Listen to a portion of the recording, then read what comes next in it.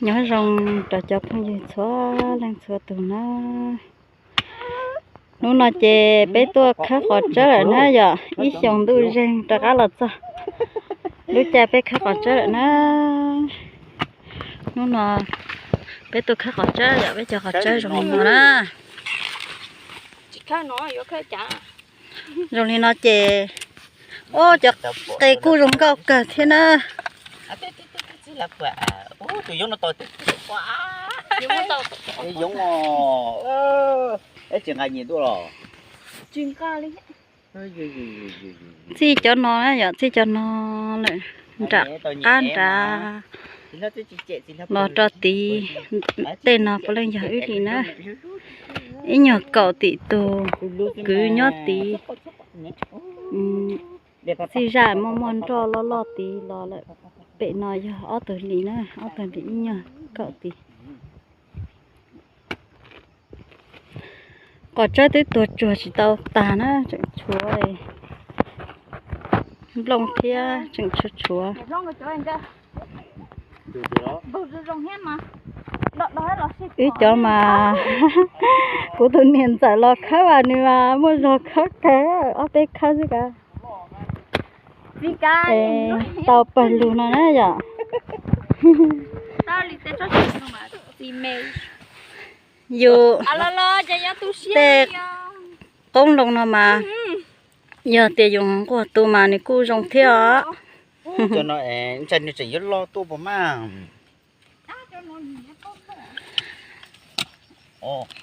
có gì có khách nhà đây rồi sao khách mình chặt đó chỉ tập khách đùa đó khách có đây rồi mà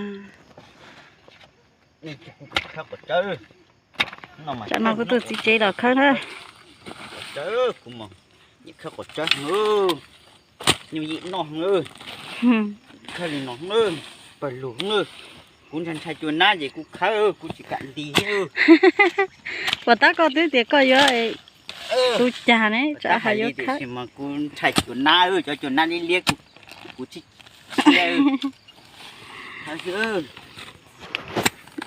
khác đến gì á khác đến gì thì chẳng chắc đây khơi lò bị nọ ra cái gì khơi lò gì nọ thiếu gì nọ pha luôn hiu ít cho có trái nó xứ xả ít cái đó bây giờ hay vậy đó bây giờ nó nhận nó phát cho chỉ đó nè cho nó mà giờ cho cắt sập lại xiềng gai xiềng trong rùa mình cắt nữa cú thứ hai có thể có khơi nhận đấy rồi nè có phải khơi rồi chỉ cho cỏ tàn mà cắt tiêu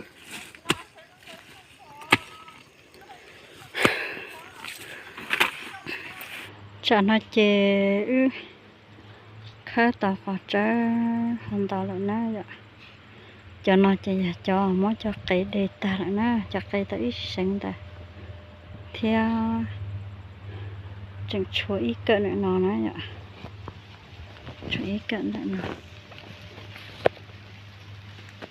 cứ khơi ta chỉ tới rồi bây giờ khơi nhỏ lì ít kia nhìn thấy thì khơi ta đó cho con nó mình túa tê cả đi khơi ta dù nhiều mà để lúc còn lại lúc học bổng lo đây nó vậy chị mà mới cho nó khử hô tu cho cái nó hô thiết chị ở chỉ sai đi nữa thấy nhỏ ra nó sẽ vậy nhỏ khó thì nó sẽ tạo ít sinh đầu lại nè cho cái mềm nó chè cho nó ra khá cho mình cho trò lịch xong đi chị yêu theo tàu sầu nữa cho nó bé khá cõi nung nó vô trồng tôi nữa cái nung nó tàu ó sinh thế này vậy tàu ó sinh hả như tôi cứ ó từ tàu ó sinh thế nè ó sinh cây họ ít sinh lú mà lo nè lì tàu ó sinh cây thế ít sinh lú mà lo nó thế này vậy cho nó chỉ là vô cho lo xí chúa cho ai mấy rồi nó chỉ là chỉ vô nó bé chỉ cho chị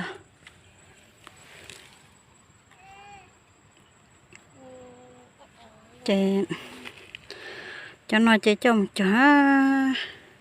cho nó tí giờ trồng tôi thế chị bé chia li nó lại xí bé giờ một chế lại na cho nó để tôi giờ bé cho vào trái nữa giờ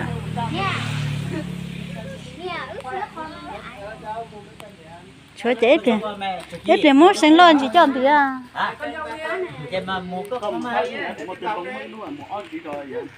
bắt theo canh thôi nhá, không phải là cân được cái hẳn bao đấy nửa bao đấy thối nhân đó là chúng là vô cho con nẻ vào cho con nẻ giao này vô con nẻ số con nẻ số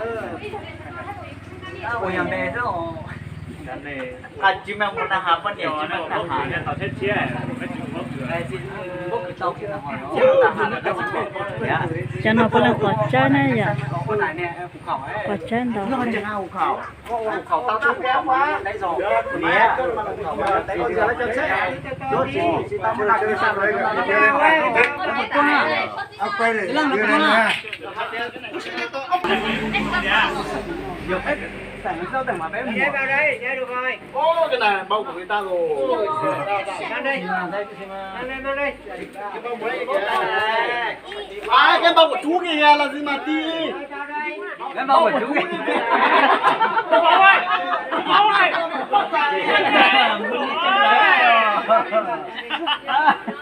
thiếu gì đây này dạ thì chính của mà buồn phòng có được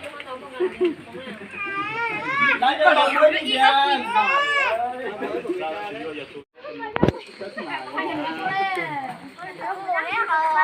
không có chỉ gió này tí này cái này là cân chuối à, đi bán chuối mấy lần ta biết rồi. Cân chuối mà đi lệch ở bên trái sang người ta đánh ấy. ăn này nặng lắm đấy Đi thử đi. Nếu mà hơn một cân thì phải cân nhà thế nào, nếu mà lệch thì lại lấy cân nhà để cân.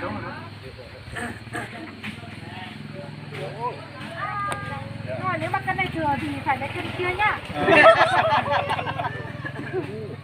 Có lệch không? Đúng rồi. Anh. nó có nói chuyện thôi, thế đúng rồi. Hả? Đúng rồi. Thế nếu mà em sợ cân này thừa cân kia không đúng thì Nó không nói chuyện là được rồi. Thế rồi. Hay là quay đầu con này không? Cân này nó đủ rồi. Đi lùi vào bên này đi. thôi để đây rồi mà mấy anh em này đông người thì 5 mấy à 4 mấy đấy cho cái bao nửa kia đi 48 50. Cái này phải tôi chứ hàng thực đấy. 44 54 cái bao thì đổ bên kia đây Trẻ à? Nó qua rồi đâu phải mà không có dây buộc chắc này thì nó rồi số. Lóc bùa lại. một nhà hết đúng không? Cái này một nhà. Lóc bùa lại. Nhưng mà bùa cái tàu hết có mấy nhà mà. 48 ít kiểu đâu à lò. Chuyển tàu là. Ít kiểu đâu là. Ít của nó kì là. chính à? Cân cả cái to chứ. Cân cả to luôn. Ít của nó kì là. Kiểu to này là một má đó. Kiểu ó. Kiểu kiểu ó buồn này gặp rau thắng à. Chẳng à chú ơi. chắc mà coi nó chết là cái dưới từ từ phải nhớ cái này là nhá tí nhà mình cho con bé thì được nhiều đấy. Ôi nếu mà cho cụ bé anh em không có để trồng cơ mà anh em phải để bé để trồng một quả một ngày trồng một gốc rồi Chẳng à nhận được cái chỉ một đàn để cho chị tâm mua đấy những cân này đi bảo những cân này đấy xong đuổi xe ở đấy cho nó dễ hơn. Ý chở chưa xong thế chính là không chị ấy đủ chưa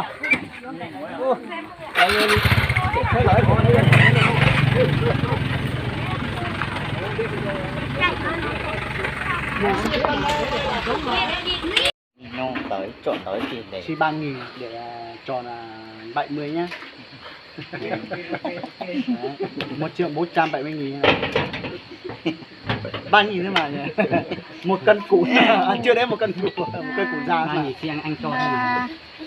4 5 400 600 còn đi 70.000 á. 400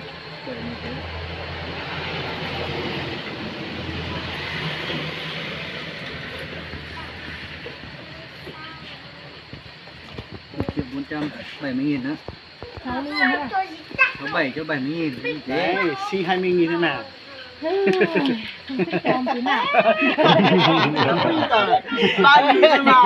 Có nhiều đâu Nhưng mà chắc cười luôn. Đúng rồi. Chuẩn lên. 2.000 thì Biết rồi. đi bán chuối thì cứ một đồng. Đúng rồi, có thả xin 5 đồng mà hôm nay chỉ mất mấy đồng. Rồi thế thì sao không phải nhà em không dám xin của ai 5 đồng đâu. Rồi cái thằng Trần em của thằng Trần ấy. Thế thì cho nó làm cái gì? Nó bảo lần sau chắc là không có lần sau rồi. Hào à? 12 7 1 triệu 004. 1 triệu 100 không Tao bảo là polytoki đó vậy này.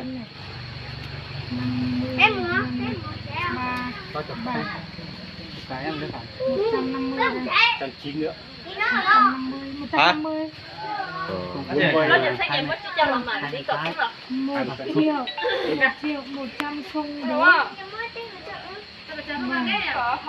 đấy 1 triệu 254 Có cái 2.000 nhá. hả? Có cái 2.000 nhá. Thì đấy cũng là của Hào à? Của Hào. 2.000 là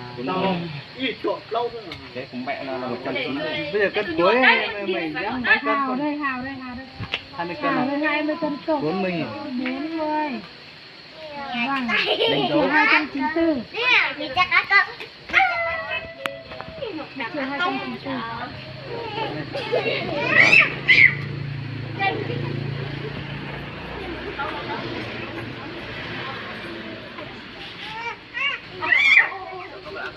Vậy tuần nữa thì mùa đó nói chứ mà ô là mà cần được cả tuần hai. Đây kiểu chỉ có những có những tuổi ở đây cái hài hài này kia. Đó sẽ là túi pen một pen đầu. được chưa?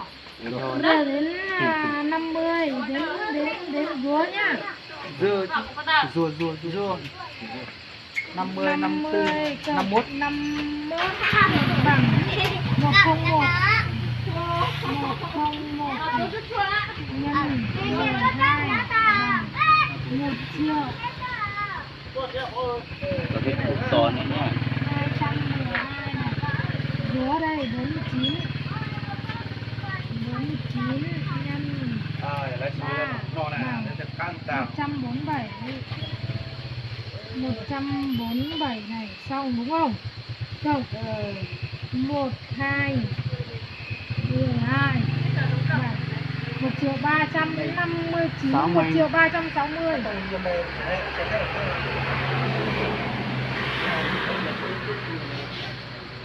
triệu 360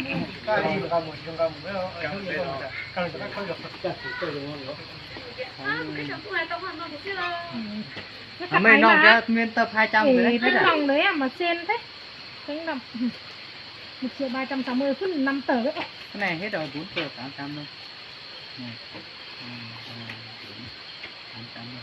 Mình chỉ lo khoai thôi, mình không lo hết tiền nhá. Lo hết coi.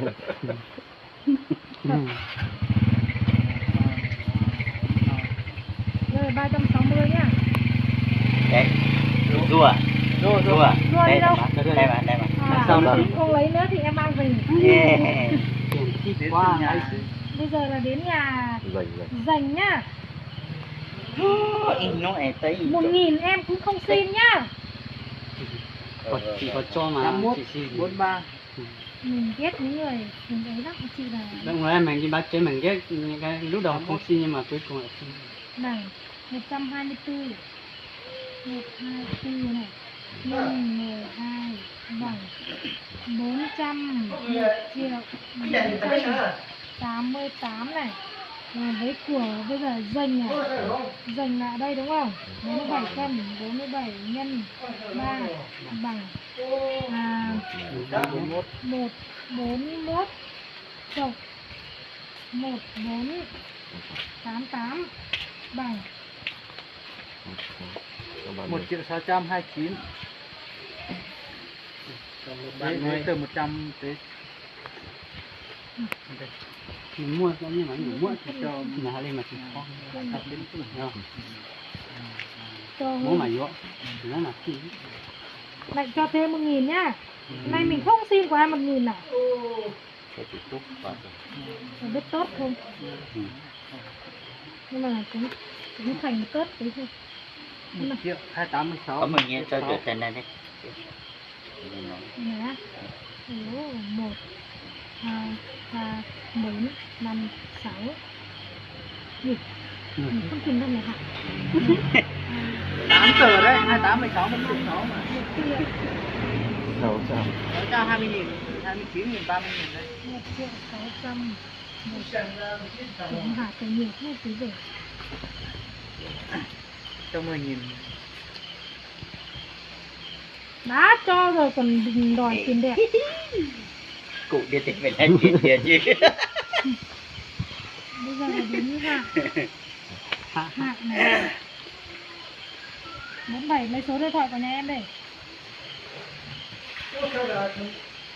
mai có nhiều bắt đầu không nhỉ đây gọi là bác à thế mai nhé mai được thì mới khỏi nhé Đây là anh em lấy số đi.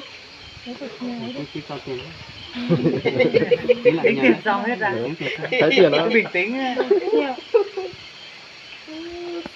Sao mà nhiều thế nhỉ? Này cái biết nhân đâu có vẫn rẻ nè chị nói đi coi rồi 3 bao mà 47 cộng 9 5 5 bằng 142. tiền đấy Hạ đây nhỉ? đúng rồi 2 nhân 12 triệu 700 Hạ đây đúng không?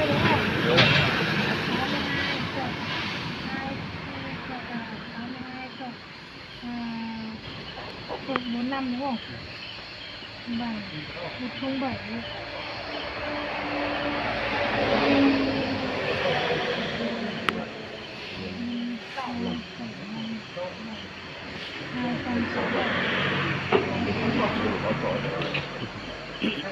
Bây giờ nhá, ngày mai biết như thế thì đừng mang đồ nhỏ về nhá. Hôm nay là nếu mà người khác người ta không biết lấy đâu. 1704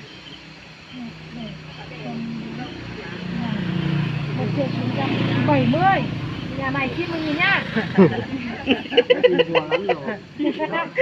Là đúng vậy bạn. sẵn luôn anh bảo là công ty đây là lại xin rồi Nhưng mà đấy, ít đây. không có 1.000 đấy nhỉ Đây có này này. ở đây có thấy xinh 70 đây. 100 nữa lấy từ 100 Cái này bao nhiêu tiền? nhìn nó nói giờ chặt nó bé cho nên là sẽ bé xóa bé chả như có chơi là sau này nó để nó sẽ bé mà sinh gì đùa